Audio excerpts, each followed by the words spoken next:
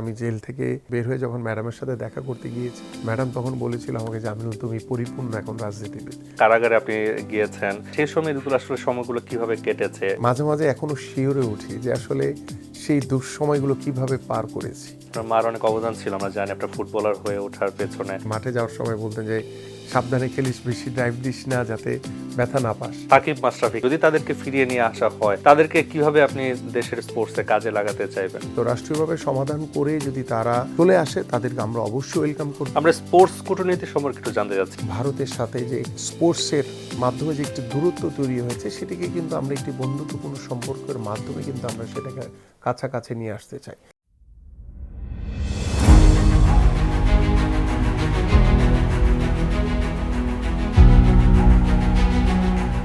ঈদ মোবারক, সবাইকে স্বাগত জানাচ্ছি চ্যানেল ওয়ানের ঈদের বিশেষ আয়োজন মন্ত্রীর সাথে আড্ডা।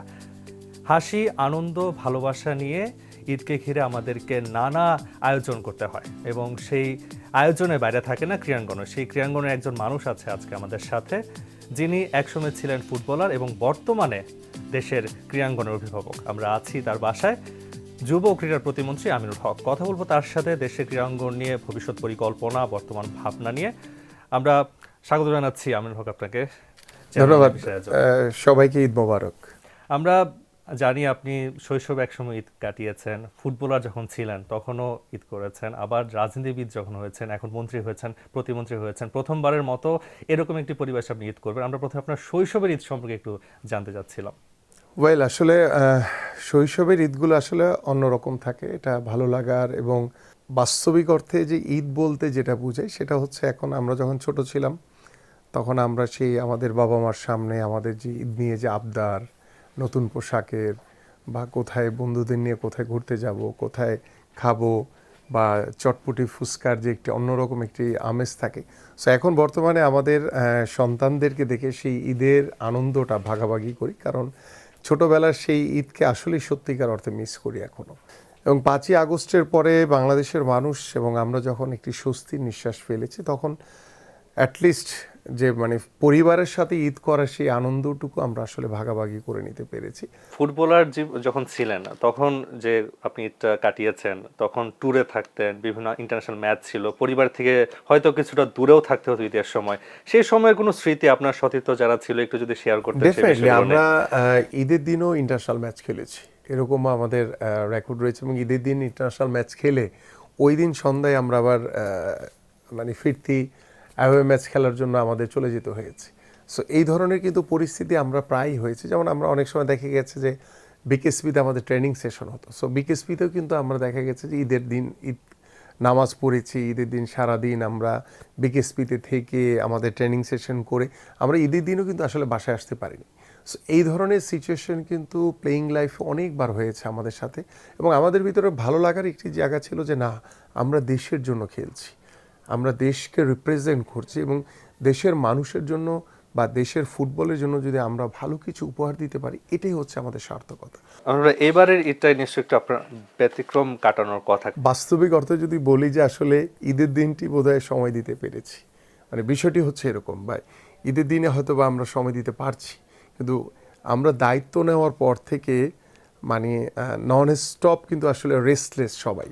আমাদের মাননীয় প্রধানমন্ত্রী যেভাবে তিনি বাংলাদেশের সাধারণ মানুষের একজন প্রতিনিধি হয়ে উঠেছেন, এবং তার একজন ক্ষুদ্র কর্মী হিসেবে, তার সহকর্মী হিসেবেও কিন্তু আমরা ঠিক তাকেই ফলো করে আমরা চেষ্টা করছি যে প্রত্যেকটি সেক্টরে বা প্রত্যেকটি মন্ত্রণালয়ে যারা দায়িত্বপ্রাপ্ত মন্ত্রী রয়েছেন, প্রতিমন্ত্রী রয়েছেন, বা যারা দায়িত্বশীল জায়গায় রয়েছেন, প্রত্যেকে কিন্তু প্রত্যেকের জায়গা থেকে চেষ্টা করছে পরিপূর্ণভাবে প্রত্যেকটি কার্যক্রমকে বাস্তবায়ন করার জন্য।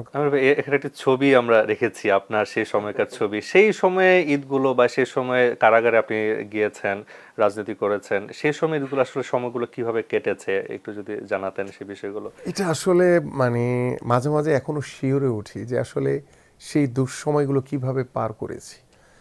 এখনো যখন হাঁটি বা হয়তো বা কখনো একা বসে থাকি, তখন চিন্তা করি যে আসলে সেই দুঃশাসনগুলো কিভাবে আমরা পার করেছি, কিভাবে আমাদের বিরুদ্ধে রাজপথে আমরা যখন মিছিল করেছি, আমাদের অধিকার দাবি আদায়ের জন্য আন্দোলন করেছি। এবং আপনারা সবাই দেখেছেন যে কিভাবে জিয়া উদ্যানে আমাকে কিভাবে গুলি করা হয়েছে, কিভাবে আমার রক্তাক্ত শরীর দেখেছেন আপনারা যখন আমি, এটি 17ই আগস্ট ছিল 2021 সালের। তো সেই সময়গুলোর কথা মনে পড়লে আসলেই নিজে থেকেই আসলে শিউরে উঠি। পাশাপাশি আমরা যখন মামলা হামলায় জর্জরিত হয়ে বারবার কারাবরণ করতে হয়েছে এবং সর্বশেষ যখন জুলাইয়ের আন্দোলনে 19শে জুলাই যখন কারাগারে আমাকে ডিবির কার্যালয়ে নেওয়া হয় এবং দীর্ঘ 13 দিন সর্বোচ্চভাবে আমাকে রিমান্ডে রাখা হয়েছিল এবং আমাকে শারীরিকভাবে তো নির্যাতন করেছি এবং আমার সাথে আমাদের যারা সতীর্থ সহকর্মী ছিল এবং অনেক সিনিয়র নেতৃবৃন্দ ছিল তাদের গায়ে পর্যন্ত তারা শারীরিক নির্যাতন করেছে। এবার উৎসবগুলো কি পালন করা হতো, এই যে এই ধরনের উৎসবগুলো কি, নাকি আসলে একটু পালিয়ে থাকা হতো, মানে বাড়ির বাইরে থাকা না, হতো? উৎসব তো ছিলই না। পরিবারের সাথে দেখা গেছে যে মাসের পর মাস দেখা হয়নি, মাসের পর মাস দেখা হয়নি। আমাদের যখন ঈদে আসতাম তখনও ভয় থাকতো যে ঈদের দিন হয়তো বা অ্যারেস্ট করে নিয়ে যাবে কিনা। এই যে একটি আতঙ্কের ভিতরে, এবং পরিবারও আসলে আতঙ্কিত থাকতো, এবং পরিবার যখন আতঙ্কিত থাকতো এবং আমার যারা সন্তানরা রয়েছে আমার মতো আমার হাজারো নেতা কর্মীদের পরিবার থেকে তারা কিন্তু অনেকেই বিচ্ছিন্ন ছিল। এবং আপনারা জানেন যে প্রতিটি ঈদের মুহূর্তে কিন্তু দেখা গেছে যে আমি বা আমার সাথে আমাদের সহকর্মী কেউ না কেউ আমরা কিন্তু জেলখানায় ছিলাম। সো আমাদের জেলখানা থেকেও কিন্তু ঈদটা পালন করতে হয়েছে। তো এই দীর্ঘ 17 বছরে যে দুঃশাসন আমরা দেখেছি, আল্লাহর কাছে দোয়া করি যাতে এই ধরনের দুঃশাসন যাতে বাংলাদেশের মাটিতে যাতে আর না ফিরে আসে। হ্যাঁ, আপনার মার সম্পর্কে একটু জানতে চাই। আপনার মার অনেক অবদান ছিল, আমরা জানি, আপনার ফুটবলার হয়ে ওঠার পেছনে। হ্যাঁ, আসলে আমার মা তিনি মারা গেছেন 2012 সালের। আসলে মা থাকাকালীন আসলে ঈদের সময়ের মুহূর্তগুলো তো আসলে অন্যরকম সবার জন্য, প্রত্যেকের মাই সবার কাছে সবচেয়ে প্রিয়। এবং ঈদের দিন সকালবেলা উঠে ধরেন আম্মা যেটাকে বলে আমাদের যে নবীজির সুন্নত, যে আমাদের মিষ্টি মুখ করে নামাজে যাওয়া, এসে মাকে সালাম করা এবং মায়ের সাথে সময় কাটানো, এটা অন্যরকম একটা অনুভূতি। বাট আমি অ্যাজ এ প্লেয়ার হিসেবে আমার মা সবসময় মানে খেয়াল রাখতেন যাতে আমি কোনো ব্যথা পেলাম কি না, বা আগেই আমাকে মাঠে যাওয়ার সময় বলতেন যে সাবধানে খেলিস, বেশি ড্রাইভ দিস না যাতে ব্যথা না পাস। এই যে বিষয়গুলো আসলে এখন মিস করি অনেক বেশি। ভাবিকে তো মনে খুব একটা সময় দেওয়া হয় না, এটা নিয়ে কি একটু রাগ করে কিনা? এই সময় তো সময় দেওয়া এটা হয় না। আসলে কি অভ্যাস হয়ে গেছে, মানে প্লেইং লাইফেও আসলে তেমন কোনো সময় দিতে পারিনি, এবং রাজনৈতিক লাইফে মানে লাইফে তো আসলে টোটালি একটা ডিফারেন্ট একটি এনভায়রনমেন্টের ভিতর দিয়ে আসলে আমরা পার হয়েছি, এবং বর্তমানে হয়তো বা কাজের ব্যস্ততার কারণে সময় দিতে পারছি না। সো সব কিছু মিলিয়ে তারপরও যে না এখন পরিবারের সাথে থাকতে পারছে, পরিবার মানে আশ্বস্ত যে না কোনো ভয়ের কোনো কারণ নেই। এই যে একটি আস্থা বা একটি যে মানে ভালো লাগা বা একটি যে সুস্থভাবে বেঁচে থাকার যে চিন্তাটি, সেটি আসলে আমার মনে হয় যে এখন পরিবার কিছুটা হলো মানে হয়তো বা সময় দিতে পারি না, বাস্তবিক অর্থে এটা মানে অনেক বেশি কাজের ব্যস্ততা বেড়ে গেছে, অনেক দায়িত্ব বেড়ে গেছে, এবং যেই কাজটিকে যখন করি চেষ্টা করি শতভাগ মন থেকে করার জন্য এবং কাজটিকে এনজয় করার চেষ্টা করি। ভাই, আপনি তো ফুটবলার ছিলেন, ফিটনেস সচেতন ছিলেন, এখন কি সেই ফিটনেসটা ধরে রাখার জন্য খাবারের মেনুতে কোনো কিছু পরিবর্তন বা আগের মতোই চলেন কিনা? ফেভারিট ফুড কি, বা ঈদের সময় কিভাবে আপনার ফেভারিট ফুডগুলো সাজান, একটু যদি বলতেন। আসলে ছোটোবেলায় একসময় ফেভারিট ফুড নিয়ে খুব ভাবতাম যে এটা খাবো এটা খাবো, আম্মাকে হয়তো ভেবে বলতাম, বা প্লেইং লাইফে হয়তো বা আম্মা মারা যাওয়ার পর হয়তো বা আমার ওয়াইফকে বলতাম, বা আমার বাচ্চাদেরকে এখন দেখি যে তারা তাদের ফেভারিট ফুডটাকে তারা বাছাই করে নেয়। বাট এখন আসলে কি মানে রাজনৈতিক লাইফ এমন একটি লাইফ, সেখানে কখন কি খেলাম, কোনটা ভালো কোনটা মন্দ, কোনটা পছন্দের কোনটা অপছন্দের, সেটা আসলে বড় করে দেখার কোনো সুযোগ নেই। এখন যেই পরিবেশে যেই পরিস্থিতিতে থাকি, সামনে যেটি থাকে সেটাকেই, সেই ফুডটাকে এনজয় করার চেষ্টা করি। ভাই, আপনি তো সাবেক প্রধানমন্ত্রী বেগম খালেদা জিয়ার খুব সান্নিধ্য পেয়েছেন, তার সাথে ট্রফিও আপনি নিয়েছেন ওনার কাছ থেকে। ওনার সান্নিধ্য সম্বন্ধে একটু জানতে চাই, কিভাবে তার সাথে কি কি কোনো স্মৃতি আছে কিনা, বা তার সাথে ঈদ উদযাপনের কোনো স্মৃতি আছে কিনা?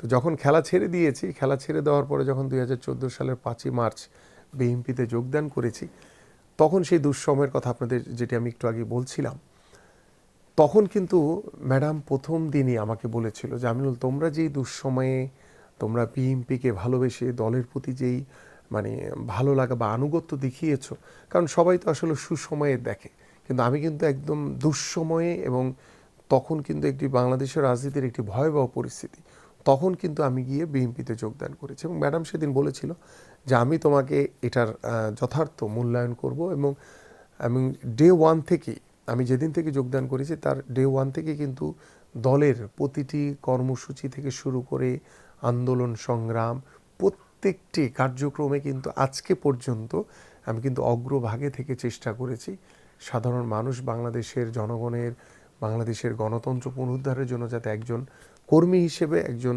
সৈনিক হিসেবে যাতে সবসময় দলের সিদ্ধান্তকে মেনে নিয়ে দলের প্রতি শতভাগ আনুগত্য রেখে যাতে প্রত্যেকটি কর্মসূচিকে বাস্তবায়ন করতে পারি। ম্যাডাম আমাকে একদিন বলেছিলেন যে আমি দেখেছি আমিনুল, তুমি যখন গুলশান অফিসে আসো তোমাকে দেখে অনেকেই খুশি হয়, সো তুমি রেগুলার আসবা। এই যে ম্যাডামের যে একটি মানে মন্তব্য, এটি কিন্তু আমাকে অনেক বেশি উৎসাহিত করেছে, অনেক বেশি ইন্সপায়ার করেছে। এবং যখন জেল মানে মানে ম্যাডামের যখন গাড়ি বহর থেকে আমাকে অ্যারেস্ট করে নিয়ে গেল, প্রায় দীর্ঘ 1 মাস আমি জেল থেকে বের হয়ে যখন ম্যাডামের সাথে দেখা করতে গিয়েছি, ম্যাডাম তখন বলেছিল আমাকে যে আমিনুল, তুমি পরিপূর্ণ এখন রাজনীতিবিদ, যেহেতু তুমি জেল খেটে বের হয়েছো। এই যে কিছু কিছু স্মৃতি আছে। আরেকটি বিষয় আছে, আমার সাথে বেশ কয়েকজন ক্রিকেটার সহ ম্যাডামের সাথে দেখা করতে গিয়েছিলাম। ম্যাডাম খেলোয়াড়দেরকে খুব পছন্দ করতেন এবং খেলোয়াড়দেরকে দেখলে তিনি বেশ গল্প জুড়ে দিতেন এবং তখন কোকো ভাইয়ের কথা আসতো, কোকো ভাই কী কী করেছিল বাংলাদেশের স্পোর্টসকে নিয়ে, তার যে চিন্তা ছিল সেই বিষয়গুলো ম্যাডাম বলতেন। তখন একদিন বলেছিলেন যে আমিনুল, আমি কিন্তু বাংলাদেশের প্রধানমন্ত্রী হতে চাই না, আমি চাই বাংলাদেশের মানুষ যাতে একটি গণতন্ত্রের ভিতরে থাকে, বাংলাদেশের মানুষ যাতে একটি শান্তিপূর্ণ অবস্থায় থাকে। বর্তমান প্রধানমন্ত্রী যখন একসময় ভারপ্রাপ্ত চেয়ারম্যান ছিলেন, প্রবাস জীবনে ছিলেন, তখন তার সাথে আপনার কি ধরনের কমিউনিকেশন ছিল? এই যে আন্দোলন সংগ্রামগুলো ছিল, আপনি কেমন দিক নির্দেশনা দিত, কি ধরনের কথাবার্তা হতো সেই সময়টা? আসলে আমরা তো মানে দীর্ঘ 17 বছরে আমি যেদিন থেকে মানে বাংলাদেশ জাতীয়তাবাদী দলের একজন কর্মী হিসেবে যোগদান করেছিলাম, সেই দিন থেকে আমাদের মাননীয়, তখন তিনি ভারপ্রাপ্ত চেয়ারম্যান ছিলেন, বর্তমানে তিনি বাংলাদেশ জাতীয়তাবাদী দলের চেয়ারম্যান এবং বাংলাদেশ গণপ্রজাতন্ত্রী বাংলাদেশ সরকারের প্রধানমন্ত্রী। এবং তিনি কিন্তু অত্যন্ত মানে মিষ্টভাষী এবং অত্যন্ত মানে সিনসিয়ার, এবং তিনি খুব সুন্দরভাবে প্রত্যেকটি কাজকে আমাদেরকে বুঝিয়ে দিতেন এবং বোঝানোর পরে আমরা চেষ্টা করতাম সেই কাজগুলোকে যাতে সুন্দরভাবে এক্সিকিউট করতে পারি। এবং তিনি সবসময় একটি কথা বলতেন যে তোমরা যেটাই করবে সেটা যাতে জনবান্ধব হয়, সেটা যাতে বাংলাদেশের মানুষকে কেন্দ্র করে হয়, জনগণের পালস বুঝে তোমরা সকল কাজগুলো করবা। এই নির্দেশনাগুলো কিন্তু তিনি সবসময় দিতেন এবং তিনি সবসময় বলতেন যে তোমাদের দ্বারা যাতে কখনো কোনো মানুষের কোনো সমস্যা না হয়, কোনো যাতে ক্ষতি না হয়, এদিকে তোমরা সবাই সতর্ক থাকবা। আপনার সাবেক একজন সতীর্থ এবং আগের সরকারের একসময় উপমন্ত্রী ছিল আরিফ খান জয়, তিনি এতটা উপমন্ত্রী হয়ে সাকসেস হয়নি, মানে সে সাফল্য দেখাতে তেমন একটা পারেনি দৃশ্যমান। এইটা কি আপনার জন্য একটা লেসন কিনা যে সে আসলে দেখাতে পারেনি, সেই জায়গা থেকে আপনি কিছু শিখবেন? ডেফিনেটলি আমি যখন জয়ের সাথে আমরা খেলেছি, যখন জয় উপমন্ত্রী ছিল, তখন আসলে আমি ওইভাবে রাজনীতিতে তখন আমি আসলে ওইভাবে আসিও নাই বাস্তবিক অর্থে, বাট জাস্ট শুরু করেছি এরকম একটি পরিবেশে। কিন্তু জয় যে দায়িত্বটা পেয়েছিল সেই দায়িত্বটাকে আসলে সফলভাবে সে হয়তো বা পালন করতে পারেনি। আপনি ফুটবলার ছিলেন, বর্তমান যে ফুটবল ফেডারেশনের প্রেসিডেন্ট, আপনার একই রাজনৈতিক মতাদর্শের তাবিত আওয়াল। আপনি ফুটবলার ছিলেন, এখন ফুটবলের প্রতি কি এর জন্য একটু বেশি নজর দিবেন কিনা, বা অন্যান্য স্পোর্টসের থেকে? না, আসলে আমি প্রত্যেকটি স্পোর্টসকেই সমানভাবে গুরুত্ব দিতে চাই, কারণ আমাদের ক্রিকেট বলেন, ফুটবল বলেন, অলমোস্ট ফোকাসড। আমাদের হকি আছে, আমাদের আর্চারি রয়েছে, শুটিং রয়েছে, ভলিবল, হ্যান্ডবল, আমাদের ওয়েট লিফটিং রয়েছে, আমাদের যে অন্যান্য সাঁতার। আমরা চাই যে সকল যে ফেডারেশনগুলো রয়েছে সেই ফেডারেশনগুলোকে অ্যাক্টিভ করে তাদেরকে স্বাবলম্বী করে কিভাবে আমরা সকল স্পোর্টসকে সমানভাবে গুরুত্ব দিয়ে এগিয়ে নিয়ে যেতে পারি। কারণ আমাদের দলীয় ইভেন্টগুলোতে আমরা হয়তোবা ক্রিকেট বিশ্বকাপ খেলছি, আমাদের ফুটবল আমরা হয়তোবা ছেলেদের ফুটবলে আমরা হয়তো সাবকন্টিনেন্টে এখনও সেইভাবে ডমিনেট করতে পারিনি, বাট আমাদের হামজা চৌধুরী বা অন্যান্য যারা বাংলাদেশি বংশোদ্ভূত যারা বিদেশে অবস্থান করছে তাদেরকে আনার পরে কিন্তু কিন্তু ক্রেজ তৈরি হয়েছে ফুটবলের। এটিকে ধরে রেখে যদি আমরা সামনের দিকে এগিয়ে যেতে পারি তাহলে আমাদের ফুটবল অনেক দূর এগিয়ে যাবে ইনশাল্লাহ। বিশেষ করে আমি আমাদের মেয়েদের ফুটবলকে নিয়ে অত্যন্ত আশাবাদী এবং তারা যেভাবে এশিয়ান কাপে তারা ভালো পারফর্ম করেছে, নিঃসন্দেহে হয়তো আমরা পারি নাই, বাট এই যে তাদের যে খেলার অভিজ্ঞতা, এই অভিজ্ঞতা কিন্তু অন্যান্য খেলাগুলোতে গেলে তাদের কিন্তু অনেক বেশি কাজে লাগবে। পাশাপাশি আমাদের মেয়েদের ক্রিকেটও ভালো করছে এবং বিশেষ করে দেখেন আমাদের যে প্যারা অলিম্পিক রয়েছে সেখানে আমরা গোল্ড মেডেল পেয়েছি। বাট এই অন্যান্য ফুটবল ক্রিকেটের বাইরে অন্যান্য যে ফেডারেশন বা অন্যান্য যে খেলাগুলো আছে সেগুলোকে আসলে আমরা সবসময় একটু অবহেলার চোখে দেখি, বাট আমি এই জায়গাটা থেকে ঘুরে দাঁড়াতে চাই। একজন ক্রীড়াবিদ হিসেবে যখন আপনি দেখতেন সবকিছু ওভারঅল, তখন যখন আপনি ক্রীড়াবিদ ছিলেন, এই বিষয়গুলো যখন আপনার চোখে পড়তো বিভিন্ন অভিযোগ, বা এখন সেই জায়গাটা যখন আপনি দায়িত্বশীল জায়গায় আসলেন, আসলে কি খুব চ্যালেঞ্জিং মনে হচ্ছে কিনা যে আপনি যখন ছিলেন তখন মনে হতো যে এটা হচ্ছে না কেন, এখন তো ওই দায়িত্বটা আপনার উপরে যে এটা হওয়ার বিষয়টা, এই বিষয়গুলো কেমন ভাবে আপনি দেখেন? না, ডেফিনেটলি আমি তো প্রায় এই কথাটি বলি যে আমি যখন খেলেছি তখনও যে সমস্যাগুলো আমি ফেস করেছি, বা খেলা ছেড়ে দেওয়ার পরে যখন আমি বিভিন্ন সময় আপনাদের বিভিন্ন টিভির অনুষ্ঠানে গিয়ে ফুটবল কিংবা অন্যান্য স্পোর্টস নিয়ে কথা বলেছি, তখনও কিন্তু সেই সমস্যাগুলোর কথা বলেছি। সো এই সমস্যাগুলো বর্তমানে কিন্তু আমি নিজে এই দায়িত্বশীল জায়গায় বসে কিন্তু আমি নিজেই দেখছি। সো যার কারণেই কিন্তু আমি কিন্তু সেই সমস্যাগুলোকে কিভাবে সমাধান করা যায় সেগুলো নিয়ে কিন্তু আমি অলরেডি কিন্তু প্রাথমিক পর্যায়ে আমরা বিভিন্ন কার্যক্রম কিন্তু ইতিমধ্যে হাতে নিয়েছি।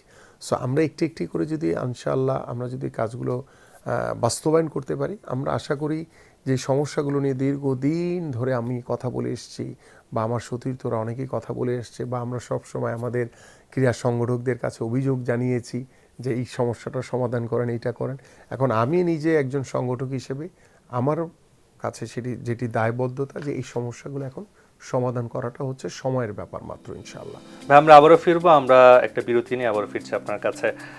দর্শক দেখছেন মন্ত্রীর সাথে আড্ডা, ফিরবো কিছুক্ষণ পর, সাথেই থাকুন।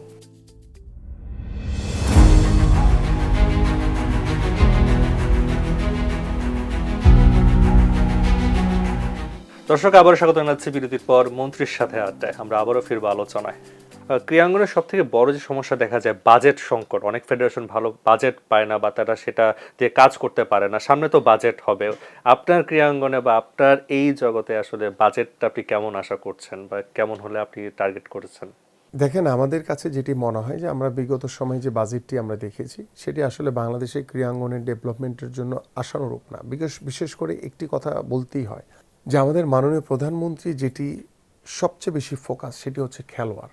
যে খেলোয়াড়দের পর্যাপ্ত পরিমাণ সুযোগ সুবিধা যদি আমি বৃদ্ধি করতে পারি তাহলে কিন্তু খেলোয়াড়রা ভালো পারফর্ম করবে, এবং খেলোয়াড়রা ভালো পারফর্ম করলে আমার দেশ বিশ্ব মানচিত্রে তারা আরও মাথা উঁচু করে দাঁড়াতে পারবে। কিন্তু আমাদের বিগত সময় দেখা গেছে যে যখনই বাজেট হয়েছে সেটা অবকাঠামোর দিকে বেশি নজর দেওয়া হয়েছে। বাট আমি কিন্তু দায়িত্ব নেওয়ার পরে আমরা কিন্তু প্রত্যেকটি মিটিংয়ে বা প্রত্যেকটি জায়গায় বা বিগত সময় যেগুলো দেখা গেছে যে অনেক কার্যক্রম তারা অনেক হাতে নিয়ে রেখেছিল, সেই কার্যক্রমে ম্যাক্সিমাম আমি দেখেছি শুধু অবকাঠামো নির্মাণ। সো সেই অবকাঠামো থেকে দূরে সরে এসে আমরা খেলার মাঠ তৈরি করতে চাই। আমরা স্পোর্টস কূটনীতি সম্পর্কে একটু জানতে চাচ্ছি। আসলে বিদেশি অনেক দল আমাদের সাথে খেলতে চায় না, অনেক সময় যে একটু অবহেলা করে যে বাংলাদেশ আসলে সেই মানের দল না। ফুটবল হোক, ক্রিকেটটা যেরকমই থাক, ফুটবল আমরা দেখি যে আমরা কথা বলি যখন অনেক ভালো মানের দল আমরা পাই না, আমাদের সাথে খেলতে চায় না। আপনি খেলোয়াড় ছিলেন, আপনার সেই জায়গাটায় কূটনৈতিক জায়গাটায় কাজ করার কেমন পরিকল্পনা রয়েছে? দেখেন, ইতিমধ্যে আমি আমাদের পররাষ্ট্রমন্ত্রীর সাথে কথা বলেছি, প্রতিমন্ত্রীর সাথে কথা হয়েছে, এবং আমরা স্পোর্টস কূটনীতিকেও অনেক বেশি গুরুত্ব দিচ্ছি, কারণ স্পোর্টস ডিপ্লোমেসির মাধ্যমে কিন্তু আমরা অনেক সমস্যার কিন্তু সমাধান করা সম্ভব। শুধু একটি খেলোয়াড় সুলভ আলোচনার মাধ্যমে কিন্তু আমরা অনেক রাজনৈতিক বলেন অন্যান্য অনেক বৃহৎ সমস্যা কিন্তু সমাধান করা সম্ভব। যেমন ধরেন, আমরা ইতিমধ্যে আমি আমাদের যে ভারতীয় যে ডেপুটি হাই কমিশনার তার সাথে আমার কথা হয়েছে, এবং আমাদের পররাষ্ট্রমন্ত্রীর সাথেও কথা হয়েছে যে জাস্ট রিসেন্টলি যে বিশ্বকাপ খেলাকে কেন্দ্র করে নিরাপত্তাহীনতার যে একটি বিষয়কে কেন্দ্র করে আমাদের যে বিশ্বকাপ ক্রিকেট থেকে যে আমাদের খেলোয়াড়রা খেলতে গেল না, বা বিশ্বকাপ ক্রিকেটের কারণে ভারতের সাথে যে একটি স্পোর্টসের মাধ্যমে যে একটি দূরত্ব তৈরি হয়েছে, সেটিকে কিন্তু আমরা একটি বন্ধুত্বপূর্ণ সম্পর্কের মাধ্যমে কিন্তু আমরা সেটাকে কাছাকাছি নিয়ে আসতে চাই। এবং ইতিমধ্যে আমাদের পররাষ্ট্রমন্ত্রীর সাথে যে বিষয়গুলো নিয়ে কথা হয়েছে যে আমরা দ্রুতই আমরা ইন্ডিয়ার সাথে হয়তো একটি ক্রিকেট ম্যাচ কিংবা ইন্ডিয়ার সাথে একটি ফ্রেন্ডলি ম্যাচ খেলে যাতে তারাও আসলো আমাদের দেশে, আমাদের দেশ থেকেও গেল গিয়ে এই যে একটি দূরত্ব তৈরি হয়েছে সেটাকে আমরা একটি বন্ধুত্বপূর্ণ সম্পর্কের ভিতরে নিয়ে আসতে চাই। তবে অলিম্পিক ভিলেজ সম্পর্কে অনেক কথা হচ্ছে, এটা নিয়ে বর্তমানে আপনার কি পরিকল্পনা রয়েছে? অলিম্পিক ভিলেজ করা বা জায়গা নিয়ে বা এই ধরনের কি কি পরিকল্পনা আপনার না, বর্তমানে রয়েছে? অলিম্পিক ভিলেজ নিয়ে আমরা মানে সরকার গঠন করার আগেই আমাদের ৩০ সালে বাংলাদেশ সেনাবাহিনীর পক্ষ থেকে একটি বৃহৎ একটি জায়গা নির্ধারণ করে তারা ইতিমধ্যে কাজ শুরু করে দিয়েছে। তো তাদের একটি প্রতিনিধি দল আমার সাথে দেখা হয়েছে, আমরা কথা বলেছি, এবং তাদের যেই চিন্তাধারা, তাদের অলিম্পিক ভিলেজকে নিয়ে কেন্দ্র করে তাদের যে একটি হিউজ একটি চিন্তা ভাবনা রয়েছে, সেটাকে আমরা অবশ্যই স্বাগত জানাই। এবং আমরা আমাদের জায়গা থেকে কিভাবে কি অলিম্পিক ভিলেজটি কিন্তু একটি হিউজ একটি কর্মযজ্ঞ, সো সেই কর্মযজ্ঞকে কিভাবে আমরা বাংলাদেশ সেনাবাহিনীর সাথে বসে আলোচনার মাধ্যমে সেটির একটি প্রাথমিক আলোচনা আমরা করেছি। সো এটি স্টেপ বাই স্টেপ আমরা আলোচনার ভিত্তিতে অলিম্পিক ভিলেজটা যদি আমরা মানে করতে পারি, এটা আমাদের বাংলাদেশের জন্য অনেক বড় একটি অ্যাসেট হয়ে যাবে। সেই জায়গাটা কি যে আপনারা যে এই যে বললেন যে এগুলো প্ল্যানিং আপনাদের করা আছে, এগুলো কি এই 5 বছরে আদৌ কি সম্ভব, মানে সবকিছু বাস্তবায়ন করা? আমরা না, 5 বছর এটা কখনোই সম্ভব হবে না, কারণ আমরা বিষয়গুলো, যেমন আমি স্পোর্টস ভিলেজ আমরা হয়তো বা প্রথম বছর চিন্তা করছি যে 10টিকে কেন্দ্র করে আমরা আগাবো, 10টি জেলাকে কেন্দ্র করে আমরা আগাবো। এইভাবে আমরা পর্যায়ক্রমে আমাদের এগুলো করতে হবে, কারণ যে আমাদের কর্মপরিকল্পনা রয়েছে অনেক, কিন্তু আমরা কিন্তু এটা রাতারাতি বাস্তবায়ন করতে পারবো না, এটার জন্য সময় লাগবে। সো আমরা শুরুটা করি, আমরা যেটা দীর্ঘ অনেক বছর ধরে যে সমস্যাগুলো নিয়ে আমি নিজে কথা বলেছি, সেই সমস্যাগুলো শুরুটা করতে চাই, এবং শুরুটা করলে একটির পর একটি যখন একটি প্রক্রিয়ার ভিতরে থাকবে, আমি বিশ্বাস করি যে এটির অটোমেটিক্যালি কিন্তু বাস্তবায়নগুলো তখন বাস্তবিক অর্থে দেখা যাবে। আপনি যখন দায়িত্ব নিলেন মন্ত্রণালয়ের, তখন মন্ত্রণালয়ের আর্থিক অবস্থাটা কেমন ছিল? মানে যেহেতু আপনি অনেকগুলো আর্থিক বিষয়ে আপনি দায়িত্ব নিয়েছেন, আপনি বেতন কাঠামোতে নিয়ে আসবেন, মানে আর্থিক অবস্থানটা আপনি কেমন পেয়েছেন? সেখান থেকে আবার সামনের দিকে কিভাবে আপনি এগিয়ে নিয়ে যাবেন? দেখেন, সামনে যেহেতু আমাদের বাজেট, সো আমরা যে বিগত সময়ের যে বাজেটটি দেখেছি, কিছু কাজ চলমান রয়েছে, কিছু কাজ হয়তো আমাদের কর্মপরিকল্পনার ভিতরে, আমাদের যেহেতু নির্বাচন ইশতেহারের ভিতরে যেই নতুন নতুন যে সংযোজনগুলো রয়েছে, সেই সংযোজনগুলো নিয়ে ইতিমধ্যে আমরা অর্থ মন্ত্রণালয়ের সাথে কথা বলে এবং আমাদের সচিব পর্যায়েও কথা বলে মোটামুটি আমরা একটি সেটেল ডাউন করেছি যে আমরা কিভাবে শুরুটা করব। এবং পরবর্তী বাজেটে আশা করছি যে আমি মাননীয় প্রধানমন্ত্রী ইতিমধ্যে তিনি বলেছেন যে আমাদের স্পোর্টসকে নিয়ে যেই চিন্তা ভাবনাগুলো রয়েছে সেগুলো বাস্তবায়নের জন্য আমাদের যে বাজেট দরকার, সেই বাজেটগুলো ইনশাআল্লাহ তিনি আমাদের জন্য ব্যবস্থা করবে। একটা বিষয়, আপনি যেখানেই যান আমি দেখি আপনাকে হয়তো অনেকে প্রশ্ন করে সাকিব মাশরাফিকে নিয়ে, আপনার সাথে দেখা হলে এটা নিয়ে এখন আলোচনা চলছে, তাদেরকে আবার ফিরিয়ে নিয়ে আসার জন্য। যদি তাদেরকে ফিরিয়ে নিয়ে আসা হয়, তাদেরকে কিভাবে আপনি দেশের স্পোর্টসে কাজে লাগাতে চাইবেন? ওয়েল, আসলে এই বিষয়টি নিয়ে আমি আগেও কথা বলেছি, এখনও একই কথা বলবো। যেহেতু তাদের বিরুদ্ধে মামলা রয়েছে, তারা তাদের নিজস্বভাবে যদি তারা মামলাগুলো ফেস করে, তারা যদি নিরপরাধ হয়ে তারা যদি চলে আসে, আমরা তাদেরকে অবশ্যই ওয়েলকাম জানাবো এবং তাদের বিষয়গুলো নিয়ে আমরা সর্বোচ্চভাবে নমনীয় থাকবো। কিভাবে কাজে লাগানোর পরিকল্পনা আছে? ডেফিনেটলি এটা তারা যখন আসবে, তারা যখন রাষ্ট্রীয়ভাবে সমাধান করে, যদি তারা তাদের মতো করে যদি ব্যক্তিগতভাবে তাদের যে মামলাগুলো রয়েছে সেগুলো থেকে তারা যদি ফেস করে তারা যদি চলে আসে, তাদেরকে আমরা অবশ্যই ওয়েলকাম করবো এবং তাদের জন্য তাদেরকে দিয়ে বাংলাদেশের ক্রিকেটে যেইভাবে ভালো কিছু করা যায় সেই বিষয়গুলো নিয়ে অবশ্যই আমরা কাজ করব। আপনি মিরপুরের মানুষ, আপনি মিরপুরের থেকে নির্বাচন করেছেন। মিরপুরের আঞ্চলিক বা মিরপুরের এই জায়গাটা নিয়ে, আপনার ক্রীড়াঙ্গনে মাঠ ব্যবস্থা, এখানে একটা সিটি ক্লাব মাঠ, আপনি এখানে নিজেও খেলেছেন, এই জায়গাটা নিয়ে আপনার পরিকল্পনাটা কি মিরপুর কেন্দ্রে? শুধু সিটি ক্লাব মাঠ না, আমাদের যে জেনজি প্রজন্ম, এদের ভিতরে কিন্তু ফুটসালের যে ছোট ছোট যে গ্রাউন্ডগুলো আছে, এগুলোর কিন্তু ব্যাপক চাহিদা রয়েছে এবং আমরা চাই যে ঢাকা মহানগরীতে বিভিন্ন জায়গায় আমরা যদি এরকম ফুটসালের মাঠ তৈরি করে দিতে পারি, তাহলে কিন্তু আমাদের একটি প্রজন্ম কিন্তু তারা কিন্তু এইটাতে ব্যাপকভাবে খেলাধুলার মাধ্যমে কিন্তু তাদেরকে যেভাবে শারীরিকভাবে সুস্থ রাখতে পারবে, তারা যেভাবে ডিভাইসের হাত থেকে দূরে থাকবে, তারা যেভাবে অন্যান্য যে ধরেন মাদকের হাত থেকে দূরে থাকার জন্য কিন্তু আমি মনে করি যে খেলাধুলার কোনো বিকল্প নাই। আপনি কিছুদিন আগে একটা দেখেছিলাম, আপনার ক্রীড়া পরিষদের প্রতিবন্ধীদের নিয়ে একটি বেশ সুন্দর একটা আয়োজন ছিল। প্রতিবন্ধীদের ক্রীড়াঙ্গনে আরো যুক্ত করার ব্যাপারে বা আরো তাদেরকে টুর্নামেন্ট খেলা বা ন্যাশনাল টিমে যারা পার্টিসিপেট করতে পারে, এই জায়গাটা নিয়ে আর কি কি ভাবনা রয়েছে? ডেফিনেটলি আমারও ইতিমধ্যে আমার পরিকল্পনা রয়েছে যে আমরা প্যারা অলিম্পিকের সামনে রেখে আমরা আমাদের যারা প্রতিবন্ধী বা বিশেষ চাহিদা সম্পন্ন যারা যে মানুষগুলো রয়েছে, তাদেরকে কিভাবে আরও স্পোর্টসে ইনভলভ করা যায়, তাদেরকে কিভাবে সুযোগ সুবিধা দেওয়া যায়। যেমন আমি বলি যে আমাদের চৈতি রানী দেব, যে আমাদের প্যারা অলিম্পিকে যে গোল্ড মেডেলিস্ট, আমরা কিন্তু তাকেও কিন্তু বেতন কাঠামোর ভিতরে নিয়ে আসতেছি। এই যে ফুটবলের মানুষ বারবার ফুটবলের কথাই মাথায় চলে আসে, এই যে হামজারা আসছে, তারিক কাজী আসছে, এবং তাদের কিন্তু যারা বাংলাদেশের লিগগুলো খেলে এই প্রবাসী ফুটবলার, তাদের কিছু অভিযোগও রয়েছে, যেমন বেতন নিয়ে তাদের, যেমন আপনি কয়েকদিন আগে দেখেছেন তারিক কাজী বা কিউবা মিচেল, তারা বেতন না পেয়ে একটি ক্লাব থেকে তারা চলে এসেছে এবং অভিযোগও দিয়েছে, এবং মোহামেডান ক্লাবের ফুটবলাররাও তারা বেতন নিয়ে অসন্তোষ প্রকাশ করেছে, ট্রেনিং থেকে তারা বিরত থেকেছে। এই বিষয়গুলো নিয়ে আপনার কর্মপরিকল্পনা দেখেন, এগুলি তো আসলে দীর্ঘদিনের একটি সমস্যা। এটা যে হঠাৎ করে নতুন হয়েছে বিষয়টা কিন্তু এরকম না। সো এগুলো নিয়ে আমাদের বাফুফে বা বিভিন্ন ফেডারেশনগুলোকে আমরা চেষ্টা করছি কিভাবে আরও স্বাবলম্বী করা যায়। এখানে ধরেন কর্পোরেট হাউসগুলোকে কাজে লাগানো, বা আমাদের যে ব্যাংকগুলো রয়েছে, বিভিন্ন প্রতিষ্ঠান রয়েছে, আর্থিক প্রতিষ্ঠান রয়েছে, তাদেরকে কাজে লাগানো। এই কাজগুলো যদি তাদের মাধ্যমে যদি আমরা করতে পারি, তাহলে কিন্তু আমার কাছে মনে হয় যে আমাদের ফুটবল বা অন্যান্য স্পোর্টসগুলো যে রয়েছে, তারা কিন্তু ফেডারেশনগুলো স্বাবলম্বী হবে এবং পাশাপাশি আমার খেলোয়াড়রাও কিন্তু স্বাবলম্বী হবে। জবাবদিহিতার ব্যাপারটা কি নিশ্চয়তা করা কি আদৌ কি মানে খুব কঠিন বিষয় কিনা?